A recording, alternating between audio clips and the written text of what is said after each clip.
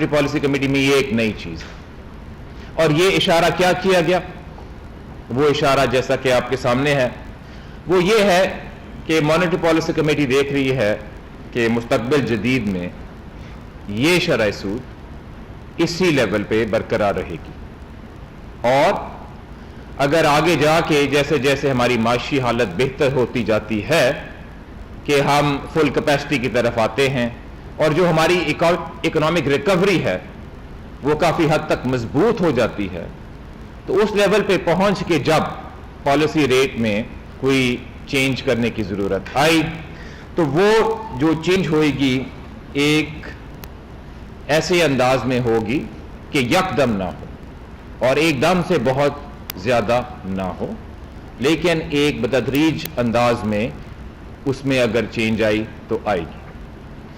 اب یہ جو فارورڈ گائیڈنس ہے یہ ہم نے مانیٹری پالیسی کمیٹی نے کیوں دی؟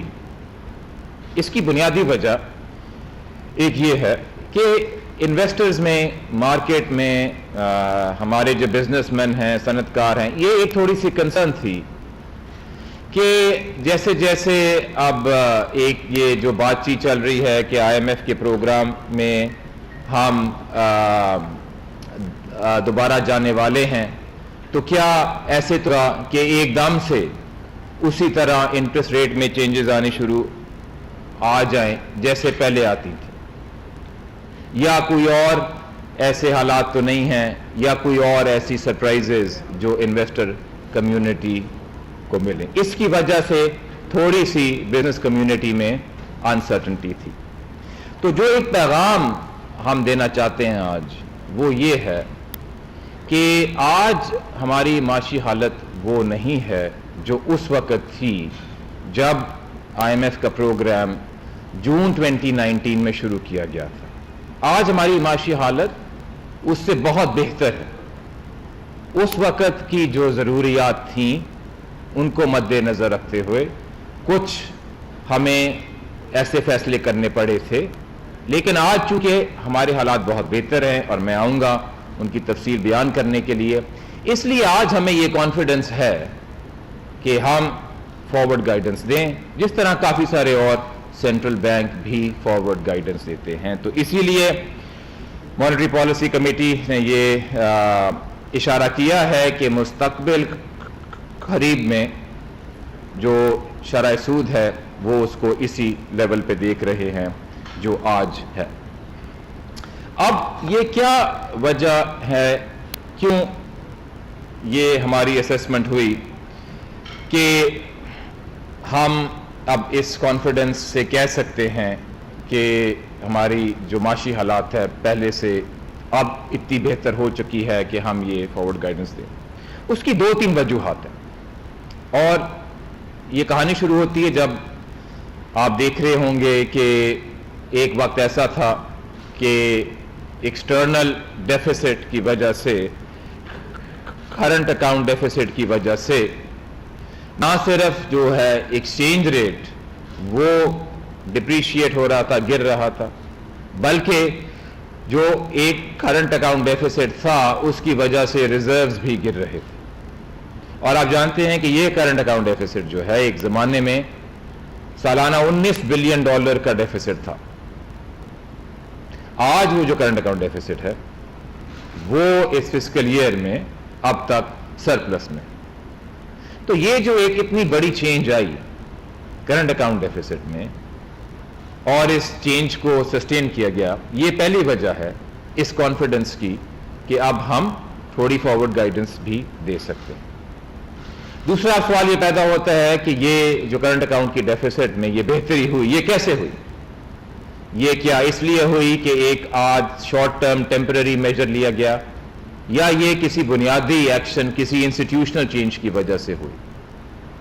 اور یہ دوسرا نقطہ جو میں آپ کے سامنے پیش کرنا چاہتا ہوں وہ یہ ہے کہ اس کرنٹ اکاؤنٹ کو بہتر کرنے کے لیے ایک انسٹیٹیوشنل چینج کی گئی، اور وہ یہ ہے کہ جو ہمارا ایکسچینج ریٹ کا سسٹم ہے اس کو ایک مارکیٹ بیس ایکسچینج ریٹ بنا دیا گیا. مارکیٹ بیس ایکسچینج ریٹ کے بنانے کا مطلب یہی ہے کہ جو سپلائی اور ڈیمانڈ ان کی کنسیڈریشنز کو ہم سامنے رکھیں گے، اس کا یہ مطلب نہیں ہے کہ اس کو بالکل ہی کھلا چھوڑ دیں اور فری فلوٹ کر دیں. اسٹیٹ بینک یہ اپنے پاس پاور رکھتا ہے کہ اگر ڈس آرڈرلی مارکیٹ کنڈیشنز ہوں تو وہ اس کو ایک آرڈرلی طریقے میں مارکیٹ کو واپس لے آئے. یہ جو ہم نے ٹرانزیشن کی مارکیٹ بیسڈ ایکسچینج ریٹ کی، یہ ہم نے مئی جون 2019 میں کی، اور مجھے ابھی بھی یاد ہے کہ اس کے بعد ایک پریس کانفرنس یہیں ہوئی اور ہمارے صحافیوں کے کافی سارے سوالات تھے کہ آیا یہ جو آپ نے ایکسچینج ریٹ کی ٹرانزیشن کی یہ ٹھیک چلے گی کہ نہیں چلے گی. آپ نے ڈالر کو کھلا چھوڑ دیا تو آپ ہمیں کیا گارنٹی دیں گے کہ یہ آسمان تک نہیں پہنچے گا. اسی آڈیٹوریم میں وہ سوالات آئے تھے. تو آپ دیکھیں کہ جس طرح ہم نے اس کو مارکیٹ بیسڈ بنایا اور تب یہ ایکسچینج ریٹ تقریباً 162 163 پہ تھا اور اس کو چھوڑا تو یہ آسمان پہ جانے کے بجائے یہ مستحکم ہوا، یہ اسٹرینتھن ہوا. اور وہ جو 9 مہینے تھے کووڈ کے آنے سے پہلے وہ اسٹرینتھن ہوتے ہوتے 163 سے تقریباً 154 155 تک آ گیا.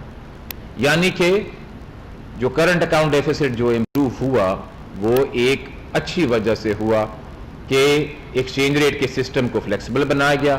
اور اس کا بنیادی فائدہ یہ ہے کہ آئندہ اگر بیلنس آف پیمنٹ میں کوئی اگر ڈیفیسٹ آئے تو ریزروز پھونکنے کے بجائے اور اس کو ایک مصنوعی طور پہ پکڑنے کے بجائے ایکسچینج ریٹ جو اپنا ایک شاک ایبزاربر کا رول وہ ادا کرے گا. تو یہ دوسرا نقطہ تھا کہ کرنٹ اکاؤنٹ ڈیفیسٹ کو ایک اچھی انسٹیٹیوشنل چینج کی وجہ سے بہتر کیا گیا. اب تیسرا جو نقطہ ہے جس کی وجہ سے ہمارا کانفیڈنس بڑا ہے وہ یہ ہے کہ ایک مارکیٹ بیسڈ ایکسچینج ریٹ بنانے کے بعد اگر اس نئے سسٹم کا کوئی سب سے بڑا امتحان آ سکتا تھا تو وہ کووڈ کے طور پہ آ گیا. کوئی نئی ایکسچینج ریٹ رجیم ایمرجنگ مارکیٹ میں اگر وہ ٹرانزیشن کرتی ہے فکس سے فلیکسیبل، اگر آپ اس کو ایک سب سے سخت امتحان دینا چاہتے ہیں تو پھر آپ یہ ایسا ایکسٹرنل کرائسس لے آئیں جو پاکستان میں آئے جس سے ہر ایمرجنگ مارکیٹ پہ ان کے بیلنس آف پیمنٹس پہ، ان کے کیپٹل فلوز پہ، ان کی معاشی حالت پہ ایک بہت سنجیدہ بہت ڈیپ اثر آیا. تو پھر سوال یہ پیدا ہوتا ہے کہ یہ ہمارا جو فلیکسیبل ایکسچینج ریٹ ہے یہ اس امتحان سے کیسے گزرا. اور یہی تیسرا نقطہ ہے کہ ہماری نہ صرف اکانومی بلکہ ہماری فلیکسیبل ایکسچینج ریٹ اس امتحان میں بڑی کامیابی سے نکلی. اگر آپ دیکھیں کہ ایک سال سے پہلے جب کووڈ آیا اور ایمرجنگ مارکیٹس میں بھی ایکسچینج ریٹ گرنے شروع ہوئے تو آیا پاکستانی روپی کتنا گرا اور باقی جو ایمرجنگ مارکیٹس ہیں وہ کتنی گری. کیونکہ یہی امتحان ہے کہ اگر آپ نے اس کو کھلا چھوڑ دیا اور اگر کوئی ایکسٹرنل شاک آیا تو یہ کیا دوبارہ آسمان تک چلا جائے گا.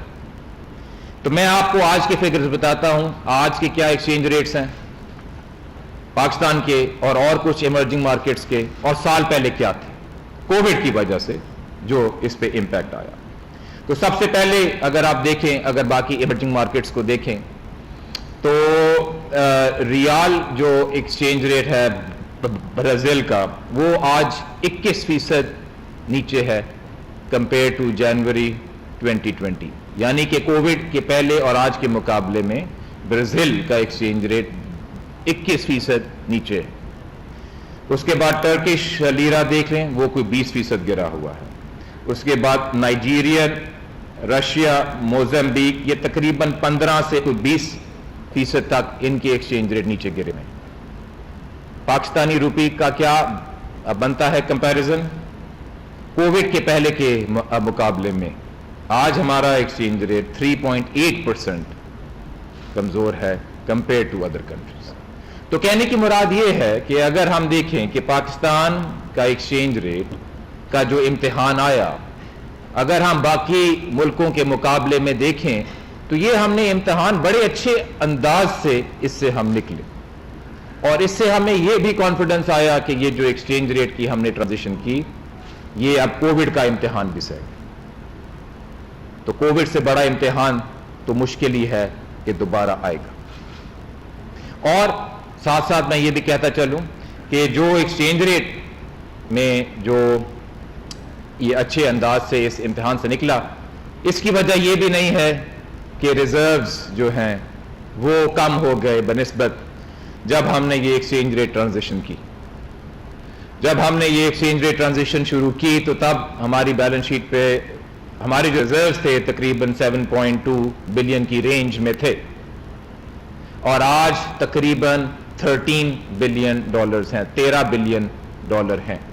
یعنی کہ کووڈ کے باوجود نہ صرف جو ہے ایکسچینج ریٹ وہ اپنے اس امتحان سے اچھی طرح گزرا، اس کے ساتھ ساتھ جو ہمارے ریزروز ہیں وہ بھی انکریز ہوئے. اور یہ ریزروز جو بڑھے یہ اس وجہ سے نہیں بڑھے کہ ہم نے foreign exchange loans net basis پہ زیادہ لیے. اگر آپ اس کا حساب لگائیں، اور یہ ہم نے اپنی پریزنٹیشنز میں بھی اس کا بریک ڈاؤن دیا ہوا ہے کہ جب حکومت کوئی فارن لون لیتی ہے تو اس کی پروسیڈز ہمارے ریزروز میں جمع ہوتی ہے، اور جب پچھلے لیے ہوئے قرضوں پہ انٹرسٹ اور ریپیمنٹ کرنی ہوتی ہے تو وہ بھی ہمارے ریزرو سے ہوتا ہے. تو اگر آپ ان دونوں کی نیٹ کنٹریبیوشن دیکھیں، ظاہر ہے ریزروز اگر آپ کہیں گے کہ فارن بوروئنگ کی وجہ سے بڑھے ہیں تو اسی وجہ سے بڑھ سکتے ہیں کہ اگر آپ نے جو نئے قرضے لیے وہ پرانے قرضوں کو ریٹائر کرنے سے بھی زیادہ تھے. یہ ایسا قطعا نہیں ہوا. فارن بوروئنگ کی نیٹ کنٹریبیوشن زیرو تھی یا نیگیٹو تھی. یعنی کہ کہنے کی مراد یہ ہے کہ یہ جو ریزرو میں انکریز آئی نہ صرف ٹوٹل ریزروز میں آئی بلکہ نیٹ انٹرنیشنل ریزروز میں بھی یہ انکریز آئی. تو میں سمرائز کرنے کے لیے کہنا چاہوں گا کہ یہ دو تین چیزیں جو میں نے آپ کے سامنے پیش کی، مانیٹری پالیسی کمیٹی کا آج یہ فیصلہ کہ انٹرسٹ ریٹس برقرار رہیں گے. نمبر 2 کہ مانیٹری پالیسی کمیٹی نے فارورڈ گائیڈنس بھی دی کہ جو مستقبل قریب میں مانیٹری پالیسی کمیٹی یہی دیکھ رہی ہے کہ انٹرسٹ ریٹس اب برقرار رہیں گے، اور آگے اگر جا کے جب اس میں کوئی چینج آئے گی تو وہ اس طرح نہیں آئے گی کہ جس طرح پہلے ایک دم سے یا بہت زیادہ انٹرسٹ ریٹ میں چینج آتی تھی، لیکن ایک آرڈرلی انداز میں وہ چینج آئے گی. اور اس میں جو ایگزیکٹ لینگویج ہے وہ مانیٹری پالیسی کی اسٹیٹمنٹ میں بھی ہے کہ یہاں پہ یہ لکھا ہوا ہے کہ monetary policy committee considered it appropriate to provide some forward guidance on monetary policy to facilitate policy predictability and decision making by economic agents. In the absence of unforeseen developments, the MPC expects monetary policy settings to remain unchanged in the near term. As the recovery becomes more durable and the economy returns to full capacity, the MPC expects any adjustments in the policy rate to be measured and gradual to achieve mildly positive real interest rates. تو کہنے کی مراد یہی تھی، یہ جو دوسرا نقطہ کہ اس میں ایک اچھے انداز میں آرڈرلی انداز میں اگر کوئی آگے چینج آئے گی تو آئے گی. اور تیسری چیز جو میں آپ کے سامنے پیش کرنا چاہتا تھا وہ یہ تھی کہ اس فارورڈ گائیڈنس کی دینے کی وجہ یہی تھی کہ آج جو ہمارے حالات ہیں وہ بڑے مختلف ہیں کہ جو پہلے تھے جب انٹرسٹ ریٹ 13.25 پہ کرنا پڑا اور کچھ چیزیں کرنی پڑی. اور ان کی جو وجوہات تھیں وہ میں آپ کے سامنے پیش کرنا چاہتا تھا کہ کس طرح ہم نے کرنٹ اکاؤنٹ ڈیفیسٹ کو کم کیا، ایکسچینج ریٹ کی رجیم کو بدلا، اس کے بعد ایک امتحان آیا اس سے گزرے، اور آج ہم یہاں کھڑے ہوئے ہیں کہ ہمارے ریزروز بھی بڑے ہوئے ہیں اور ایک ایکسچینج ریٹ بھی اچھے انداز سے مارکیٹ بیس پہ چل رہا ہے. آخر میں آپ کے سوالات لینے سے پہلے میں صرف ایک چیز کی طرف اشارہ کرنا چاہوں گا کہ دیکھیں ہماری جو لاسٹ پریس کانفرنس ہوئی تھی وہ ہوئی تھی جولائی میں، میرا سپٹمبر میں ہوئی تھی، اور اس کے بعد سے وہ آپ کو وقت یاد ہوگا کہ ابھی ہم پہلی ویو جو آئی تھی کووڈ کی اس سے ابھی ہم ریکوری کی طرف شروع ہی ہوئے تھے. اور میں تھوڑا سا ذکر کرنا چاہوں گا کہ آج ہم کہاں کھڑے ہوئے ہیں، اور اسٹیٹ بینک نے جو کووڈ میں اپنے بزنس مین کو اور اکانومی کو سپورٹ کرنے کے لیے کچھ اقدامات کیے، کچھ سٹیپس لیے، وہ کیا تھے اور ان کا نتیجہ کیا نکلا، یہ ہم نے اپنی پریزنٹیشنز میں بھی بتایا ہوا ہے. اور جو ہماری ویب سائٹ ہے اس میں بہت ٹرانسپیرنٹلی یہ سارے نمبرز لگائے ہوئے ہیں اور ہر ویک یہ نمبر اپ ڈیٹ ہوتے رہتے ہیں. تو صرف میں مختصر طور پہ کہوں گا کہ کووڈ کے رسپانس میں 4-5 چیزیں تھیں. سب سے پہلے جو شرح سود کو ہم نے کٹ کیا. ایمرجنگ مارکیٹس میں ماسوائے ارجنٹینا جہاں پہ ایک بہت ہی ڈیپ سوورن ڈیٹ کا ایشو بنا ہوا تھا, ایمرجنگ مارکیٹس میں سب سے زیادہ انٹرسٹ ریٹ کٹ, اور جس رفتار سے کٹ کیے گئے وہ پاکستان میں ہی کیے گئے. اگر آپ ان ملکوں کو بھی لے لیں جس میں انٹرسٹ ریٹ 10% سے زیادہ تھے, ڈبل ڈیجٹ تھے, اس سب سیٹ میں بھی سب سے تیزی سے کمی پاکستان میں کی گئی. دوسری چیز جو ہم سب سے پہلے ایک پیکیج لائے روزگار کو بچانے کے لیے, کہ جو بزنس یہ کمٹمنٹ دے گی کہ وہ اپنے ورکرز کو لے آف نہیں کرے گی تو اس کو ایک کنسیشنل ورکنگ کیپٹل ملے گا, سستے قرضے پہ انٹرسٹ ریٹ ملے گا. یہ روزگار پے رول فائنینسنگ اسکیم تھی, اور اس میں 238 بلین روپیز جو ہے, 238 تقریباً 240 ارب روپے کنسیشنل لینڈنگ کے بینکس کے تھرو دیے گئے کہ روزگار بچے. اور اس میں سے جو 50% جو بینیفیشریز تھے اس روزگار اسکیم کے, وہ چھوٹے لوگ تھے, چھوٹے صنعت کار تھے, ایس ایم ایز کا وہ سیکٹر تھا. اس کے بعد ہم ایک اسکیم لائے کہ جن لوگوں کے قرضے ڈیو ہے, پرنسپل کی پیمنٹس آ رہی ہیں, ان کو بینکس کے ساتھ مل کے ایک ایسا راستہ نکالیں کہ بینکس والنٹری بیسس پہ اس کو ایکسٹینڈ کریں. فیصلہ بینک کا ہی ہو, لیکن ہماری طرف سے یہ انٹرسٹ مورل سویژن تھی کہ جہاں کوئی کریڈٹ رسک کا ایشو نہیں ہے تو وہاں پہ کوئی رکاوٹیں نہ پیدا کی جائیں اور وہ ایکسٹینشن دی جائے. اس اسکیم کے تحت 657 بلین روپیز, تقریباً 660 ارب روپے جو ہیں, اس میں ایکسٹینشن دی گئی.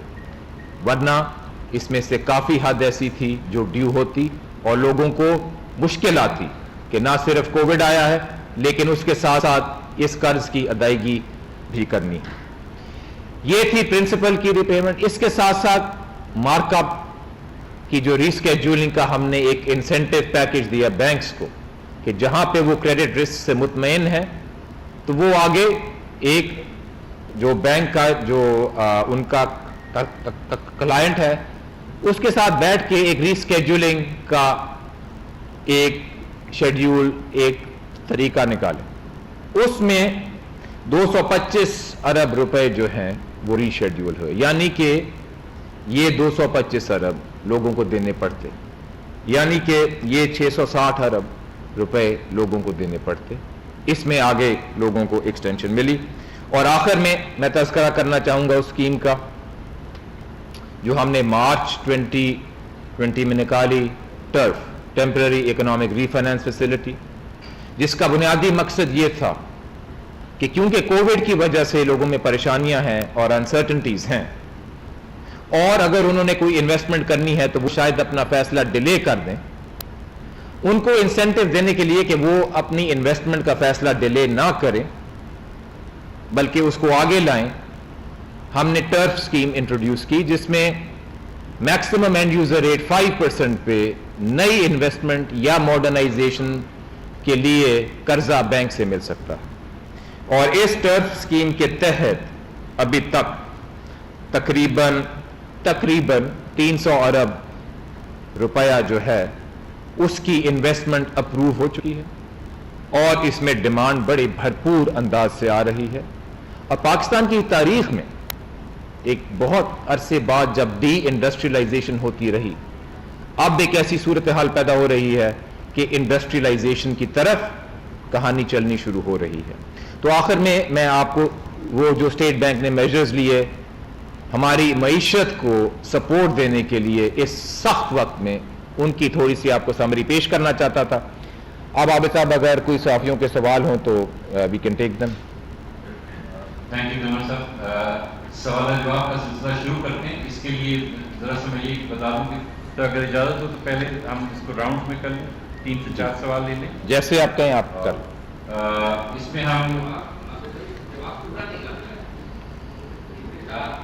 آپ پہلے سوال کر لیں, اس کے بعد انشاءاللہ جواب پورا ملے گا آپ کو.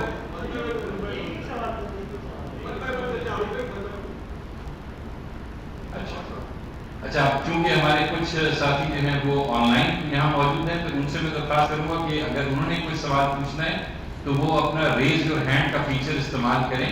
ہم کچھ سوال آن لائن لیں گے اور کچھ سوال یہاں پہ جو حضرات موجود ہیں ان سے ہم لیں گے. کیونکہ ابھی وہاں آن لائن کوئی سوال ابھی کسی نے ہاتھ کھڑا نہیں کیا، آپ پلیز یہاں سے پوچھ سکتے ہیں. جی اشرف آپ.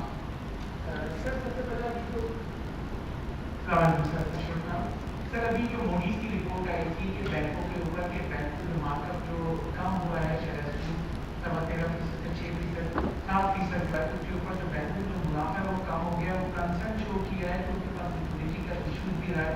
تو اس کے اوپر موڈیز نے بھی دیا تھا. ساتھ میں جو بینکرس ہیں جن سے ہماری ملاقات ہوئی ہے جو سستے قرضوں کی جو اسکیم ہے بدل جا رہی ہے، اس کے لیے جو بات ہوئی تھی تو انہوں نے کہا فنڈ کہاں سے جنریٹ کریں گے.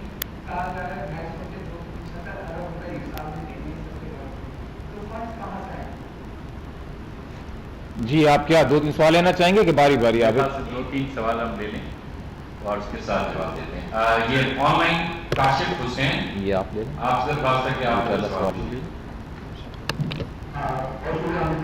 میرے جو مقدمے حالات ہیں طرح طرح سے یہ ہے کہ جو انفلیشن کا پریشر ہم دیکھ رہے ہیں کہ فوڈ انفلیشن کا آسر بڑھ رہا ہے، تو اس طرح ملٹی سائڈ سے تو افیکٹو میجر لیے جا رہے ہیں. لیکن کیا ملٹی طرح سمجھتی ہے کہ اس سلسلے میں کچھ ایڈمنسٹریٹو جو اقدامات ہیں وہ بات کو سدھار کرنے چاہیے. اور دوسرا سوال یہ ہے کہ ملک کے جو سیاسی حالات ہیں، خاص طور پر پی ایم کی جو ایک کیمپین چل رہی ہے، یہ اکنامک ریکوری پر کس طرح اثر انداز ہو سکتی ہے اور کیا بتا سکتے ہیں میرے ساتھ کی معاشی ریکوری کے عمل کو کس طرح مؤثر اور تیز بنایا جا سکتا ہے. شکریہ. ایک اور سوال لے لیں. راجہ کامران. گورنر صاحب، راجہ کامران ڈیوٹی دیجیے. آپ کی جو پالیسیز ہم نے دیکھی ہیں وہ خاطر خواہ نتائج، آپ تو کہہ رہے تھے نتائج آئے ہیں مگر وہ خاطر خواہ نتائج نہیں آئے. کیونکہ اگر آپ کو ریئل ٹرم میں دیکھیں تو وہ نتیجہ نظر آتا ہے، مگر آپ اس کو اگر ہالسٹکلی پورے معیشت پر دیکھیں تو اس کے جو نیگیٹو اثرات ہیں وہ ہمیں نظر آتے ہیں. ہم نے اپنی روپی کو ڈیپریشیٹ کیا تاکہ ہماری ایکسپورٹس بڑھ سکیں. ایکسپورٹس تو نہیں بڑھی مگر مہنگائی بڑھ گئی. مہنگائی کو کم کرنے کے لیے ہم نے انفلیشن جو ہے وہ سب کا ہاتھ افریقن کنٹریز کے برابر لے گئے تھے، 13% کر لیا ہے. وہ اس سے جو ہے ہماری مہنگائی تو کم نہیں ہوئی مگر ہوا یہ کہ ہماری جو نان اسکل مینوفیکچرنگ تھی وہ نیگیٹو چلی گئی ہے. اس تمام کا راؤنڈ اپ آپ کہہ رہے ہیں کہ ہمارا کرنٹ اکاؤنٹ جو ہے وہ سرپلس ہو گیا ہے، مگر ہمارے کرنٹ اکاؤنٹ سرپلس ہونے کی وجہ سے جی ایس ٹی کے تفصیلات تھیں اور جو ہم نے کل کیا تھا جو اپنی انڈسٹریز کو، آپ دیکھ رہے ہیں کہ جیسے ہی انڈسٹریز میں کام کرنا شروع کیا ہے تو آپ کی جو پالیسی تھی وہ دوبارہ نیگیٹو ہو گیا اور جو کرنٹ اکاؤنٹ تھا وہ دوبارہ ڈیفیسٹ میں آ گیا ستمبر میں.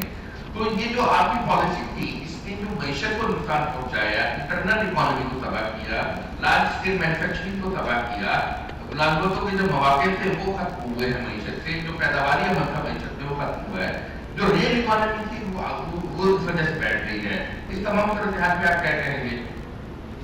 چلیں ابھی یہ سوال لے لیں، اس کو ریورس آرڈر میں لیتے ہیں. جو ہمارے دوست کا سب سے آخر میں جو آیا سوال، تو اس کا تو ایک بڑا ہی مختصر سا جواب دے سکتے ہیں، اور وہ یہ ہے کہ جو ایل ایس ایم کی جو سب سے ریسنٹ ریڈنگ ہے وہ 14.5% کی گروتھ ہے. اس سے پہلے جو ریڈنگ ہے اکتوبر کی وہ 7.4% کی گروتھ ہے. اس سے پہلے جو ہے وہ 8.3% کی گروتھ ہے. اور اگر آپ ایل ایس ایم کی انڈیکس کو دیکھیں تو اب جو فسکل ایئر 19 میں ایوریج لیول پہ تھی اس سے بھی آگے نکل گئی ہے. ایل ایس ایم میں جو کمی آئی اگر آپ اس کو خود پلاٹ کریں گے تو آپ دیکھیں گے خود ہی کہ یہ مارچ 2020 میں آئی جب کووڈ آیا، اور اس سے پہلے جو بزنس کانفیڈنس کے انڈیکیٹرز تھے وہ بہتر ہو رہے تھے. تو مختصر طور پہ میں یہ کہوں گا کہ آپ کے سوال میں جو کچھ اسمپشنز ہیں وہ دوبارہ دیکھنے والی ہیں کہ کووڈ سے پہلے ہماری معاشی حالت اب بہتری کی طرف جا رہی تھی کیونکہ لوگ دیکھ رہے تھے کہ جو اسٹیبلائزیشن ہے وہ اب آ گئی ہے. وہی لوگ ہیں جو پہلے پریشان تھے. شاید آپ نے بھی پہلے سوال کیا ہوگا کہ سر ڈالر کو کھلا چھوڑیں گے تو وہ آسمان پہ چلا جائے گا. تو وہ جو ایک پریشانی کی حالت تھی وہ ایڈریس ہو گئی تھی. اور اب کیونکہ حکومت نے بہت ہی अच्छे अंदाज में कोविड का रिस्पांस दिया, स्मार्ट लॉकडाउन की पॉलिसी इस्तेमाल की, और जो हुकूमत ने टैक्स रिफंड्स जो हैं वो जल्दी अंदाज से दिए, और कमोडिटी फाइनेंसिंग जो बढ़ाई, और एहसास कैश प्रोग्राम जो दिया गया, इतनी इनोवेटिव चीज़ें की गई, और साथ साथ जो स्टेट बैंक ने टोटल लिक्विडिटी इंजेक्ट की जो 4% ऑफ जीडी से भी ज़्यादा है, इसी की वजह से आज की जो आप नंबर्स देख रहे हैं वो बहुत ही अच्छे अंदाज से बढ़ रहे हैं। मैं आपको ये भी बताता चलूँगा कि और अगर आप सेगमेंट्स देख लें, मसलन ऑटोमोबाइल सेल्स, गाड़ियों की जो है सेल्स, नवंबर में 33% ग्रोथ, दिसंबर में 24% ग्रोथ। ये वो नंबर हैं जो दिखाते हैं कि पॉलिसीज़ का जो नतीजा है वो एक अच्छा नतीजा निकल रहा है। सीमेंट सेल्स को अगर आप देख लें तो जो लेटेस्ट जो नंबर्स चल रहे हैं 10, 20, 30% ग्रोथ पिछले कुछ महीनों में आ रही है, और काफ़ी सारे इंडिकेटर्स हैं, सारों में जाने का वक्त तो नहीं है, लेकिन आप इन इंडिकेटर्स को देखें तो खुद ही इंशाल्लाह आप भी इस नतीजे पे पहुंचेंगे कि जो पॉलिसीज़ इख्तियार की गई उनका अब एक अच्छा नतीजा आहिस्ता आहिस्ता निकलना शुरू हो रहा है। इससे पहले सवाल आया था फूड इन्फ्लेशन पे शायद, और कि हम आगे क्या कर सकते हैं अपनी इकोनॉमी को सपोर्ट करने के लिए, और कि एक अच्छे अंदाज में हमारी जो इकोनॉमिक एक्सपेंशन है वो कंटिन्यू करें। देखिए, फूड इन्फ्लेशन में जो बुनियादी चीज़ें हैं वो एडमिनिस्ट्रेटिव मेजर्स हैं, उसको जो है मॉनेटरी पॉलिसी का ज़्यादा उस पर इम्पैक्ट नहीं होता। इसीलिए जो मॉनेटरी पॉलिसी कमेटी की मीटिंग थी उन्होंने ये कहा, हमने अपनी स्टेटमेंट में ये कहा कि उन वजूहात की बेसिस पे इंटरेस्ट रेट का फैसला नहीं होना चाहिए। मॉनेटरी पॉलिसी कमेटी ने यह भी कहा कि कोई ऐसी सूरत हाल नजर नहीं आ रही कि फूड प्राइस इन्फ्लेशन की वजह से सेकंड राउंड इफेक्ट जिसे को इकोनॉमिस्ट कहते हैं, या वेज प्राइस स्पाइरल जिसे इकोनॉमिस्ट कहते हैं, कि वो कोई नमूदार हो रहा हो। इसीलिए उसको नज़रअंदाज करके इंटरेस्ट रेट का फैसला किया गया, क्योंकि हमें डिमांड की साइड से कोई प्रेशर नज़र नहीं आ रहा। अब ये सवाल कि हम क्या ऐसी पॉलिसीज इख्तियार कर सकते हैं कि हम जो हमारी इकोनॉमिक रिकवरी है उसको सपोर्ट करें। देखिए, इसमें जो स्टेट बैंक का काम है वो ये है कि एक स्टेबल फाइनेंशियल सिस्टम रखे और लोगों को ये कॉन्फिडेंस हो कि इंस्टेबिलिटी जो है वो नहीं आएगी, और स्टेट बैंक या मॉनेटरी पॉलिसी या बैंकिंग साइड से पॉलिसी या एक्सचेंज राइट से पॉलिसी या जो भी टूल्स हमारे नीचे हैं उन सब को इसी ऑब्जेक्टिव के लिए इस्तेमाल करता है कि फाइनेंशियल और मॉनेटरी स्टेबिलिटी हो मुल्क, और इस स्टेबिलिटी से लोगों को कॉन्फिडेंस आएगा कि आगे जो उन्होंने अपनी इन्वेस्टमेंट की डिसीजंस करनी है उसमें उनका हौसला बढ़ेगा। यही एक वजह है कि इस दफा मॉनेटरी पॉलिसी कमेटी ने फॉरवर्ड गाइडेंस भी दी मॉनेटरी पॉलिसी स्टेटमेंट में, कि ताकि थोड़ी पॉलिसी प्रेडिक्टेबिलिटी आए और लोगों को थोड़ा ये कंफर्ट आए कि हम ये देख रहे हैं कि पहले से हमारे हालात बहुत बेहतर हैं। इसके साथ साथ और हम क्या कर सकते हैं? इसके साथ साथ हम ये कर सकते हैं कि जो हमारी फॉरेन एक्सचेंज की जो हालत है उसको बेहतर करें। अब फॉरेन एक्सचेंज की हालत को बेहतर करने के लिए कुछ जो नंबर्स मैंने आपके सामने पहले पेश किए थे कि जो हमारे रिजर्व्स थे जब हमने ये सारे रिफॉर्म शुरू किए, तकरीबन 7.2 बिलियन के करीब थे, उनको हमने बहुत बढ़ाया, कोविड के बावजूद बढ़ाया, और इससे ज्यादा एक एक्सचेंज रेट सिस्टम को बदल दिया जो आगे इंश्योरेंस देता है कि पहले जिस तरह करंट अकाउंट डेफिसिट होते थे अव्वलन तो उनके होने के इम्कानात बड़े कम है, और दूसरा अगर कोई छोटा मोटा करंट अकाउंट डेफिसिट होता भी है तो वो एक फ्लेक्सिबल एक्सचेंज रेट से अच्छे अंदाज से उसको हम सस्टेन भी कर सकते हैं। और आप देखेंगे इंशाअल्लाह कि जैसे जैसे लोगों में ये कॉन्फिडेंस आता जाएगा कि अब इन्वेस्टमेंट हो रही है। देखिए ना, अब टर्फ में अगर 300 बिलियन रुपए की प्रोजेक्ट फाइनेंसिंग अप्रूव हो गई है, ये तो प्राइवेट सेक्टर के प्रोजेक्ट है ना, अब इनके नताइज आपके सामने आएंगे। तो हम जो देख रहे हैं कि आहिस्ता आहिस्ता इसमें बेहतरी होगी और जो फॉरेन एक्सचेंज की हालत है उसको हमें کنٹینیوسلی دیکھنا ہوگا کہ وہ بہتری کی طرف چلتی رہے جس طرح چل رہی ہے. پہلا سوال یہ تھا کہ جو بینکس کی کیپیسٹی ہے لینڈ کرنے کے لیے کہ نہیں, اگر میں نے یہ سوال ٹھیک سمجھا کہ ہاؤسنگ کے لیے یہ کیپیسٹی ہے کہ نہیں. اب دیکھیں بینکس کے اگر آپ وہ دیکھیں لون ٹو ڈپازٹ ریشو, اور میں پھر دعوت دوں گا ہمارے ڈپٹی گورنر بینکنگ جمیل احمد صاحب کو کہ اگر وہ کچھ کہنا چاہیں, اور ہماری ڈپٹی گورنر صاحبہ سیما صاحبہ کو, وہ جو ڈپٹی گورنر ہیں فائنینشیل انکلوژن